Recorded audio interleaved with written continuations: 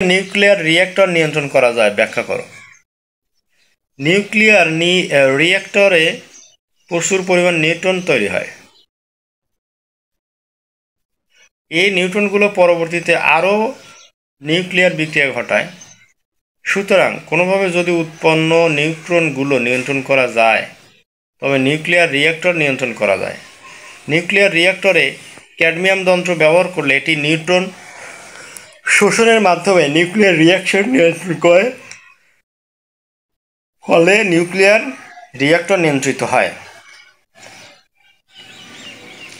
তো আমরা কি জানলাম যে নিউক্লিয়ার রিঅ্যাক্টরে প্রচুর পরিমাণ নিউট্রন তৈরি হয়, যে নিউট্রনগুলো পরবর্তীতে আরও নিউক্লিয়ার বিক্রিয়া ঘটায় এবং আরও প্রচুর পরিমাণে নিউট্রন তৈরি করে। তো যেহেতু কোনোভাবে যদি উৎপন্ন নিউট্রনগুলো নিয়ন্ত্রণ করা যায় তবে নিউক্লিয়ার রিঅ্যাক্টরও নিয়ন্ত্রণ করা যায়। নিউক্লিয়ার রিঅ্যাক্টরে ক্যাডমিয়াম যন্ত্র ব্যবহার করলে এটি নিউট্রন শোষণের মাধ্যমে নিউক্লিয়ার রিঅ্যাক্টরে নিয়ন্ত্রণ করে, ফলে নিউক্লিয়ার রিঅ্যাক্টর নিয়ন্ত্রিত হয়।